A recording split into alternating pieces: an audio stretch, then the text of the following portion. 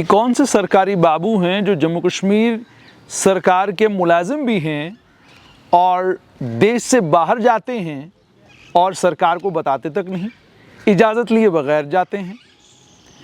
हालांकि कानून और कायदा तो ये है कि आपको अगर देश से बाहर किसी यात्रा पर जाना है, बाज़ाब्ता एंटी करप्शन ब्यूरो से इजाज़त लेनी पड़ती है, उनको बताना पड़ता है मैं देश से बाहर जा रहा हूँ। और सिर्फ इतना ही नहीं बल्कि अपने विभाग को सूचित करना पड़ता है, उनको जानकारी देनी पड़ती है। वो जानकारी जब विभाग को मिलती है फिर विभाग आपको इजाज़त देता है, उसके बाद जाइए जहाँ जाना है।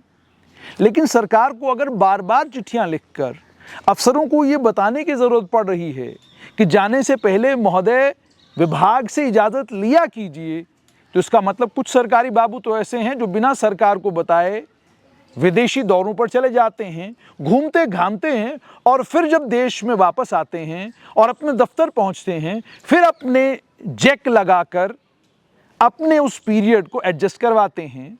और इतना ही नहीं बल्कि ये भी कहा गया है कि बिना परमिशन लिए बाहर चले जाते हैं, कानून कायदे का बिल्कुल ख्याल नहीं रखते।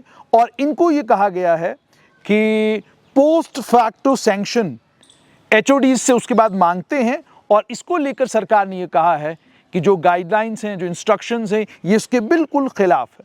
इसमें उन्होंने ये भी कहा कि 13 फरवरी 2021 को एक circular Jammu Kashmir general administration department ने जारी किया था, जिसमें उन्होंने बताया था कि आप विदेशी दौरे पर जाने से पहले सरकार से अप्रूवल लेंगे, सरकारी अप्रूवल के बगैर आप किसी विदेशी दौरे पर नहीं जाएंगे।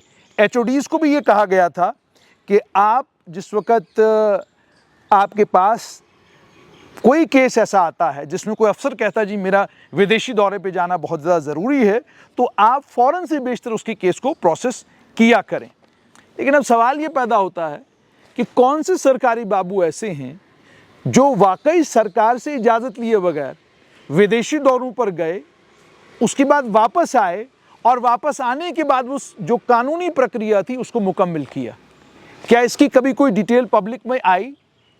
क्या हमारे चुने हुए विधायकों ने सरकार से ये सवाल पूछा, हमको भी बताइए कि कौन ऐसे सरकारी ऑफिसर्स हैं जो विदेशी दौरों पर गए, घूमे घामे और उसके बाद आकर कानूनी प्रक्रिया को मुकम्मल किया, जो कानूनी प्रक्रिया अदरवाइज उनके लिए मैंडेटरी थी, जिसको मुकम्मल किए बगैर वो देश से बाहर नहीं जा सकते थे।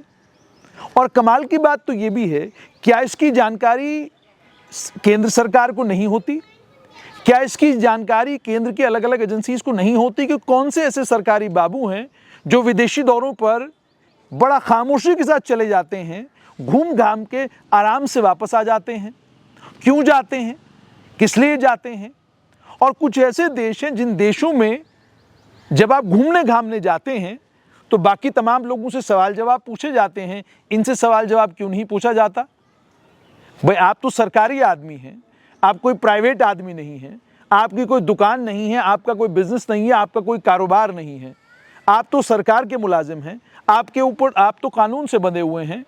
बिना सरकार को जानकारी दिए आप कहीं जा ही नहीं सकते। और फिर सरकार को बार बार ये आदेशनामे निकालने की ज़रूरत क्या पड़ती है? क्यों निकालते हैं अब ये आदेशनामे? इन आदेशनामों का फ़ायदा क्या? यानी आपका अपना ही मुलाजिम आपकी बात नहीं मानता, आपके ऑर्डर, आपके सर्कुलर को वायलेट करता है और उसके बावजूद वो बड़ी इंपॉर्टेंट और बड़ी सिग्निफिकेंट पोजीशन के ऊपर बैठा रहता है। सरकार को चाहिए इन आदेशनामों की ज़रूरत ही न पड़े। आपने ऑलरेडी, सरकार ने जम्मू कश्मीर सिविल सर्विस के कानून, रूल्स भी हैं, क्लासिक हर तरह के कानून बने हुए हैं। उन तमाम कानूनों को पढ़कर ही एक सरकारी बाबू कुर्सी पर बैठता है। अगर सरकारी बाबू कुर्सी पर बैठने के बावजूद खुद ही कानूनों का उल्लंघन करेगा तो फिर उसके नीचे काम करने वाले कर्मचारी को वो सवाल कैसे पूछ सकता है?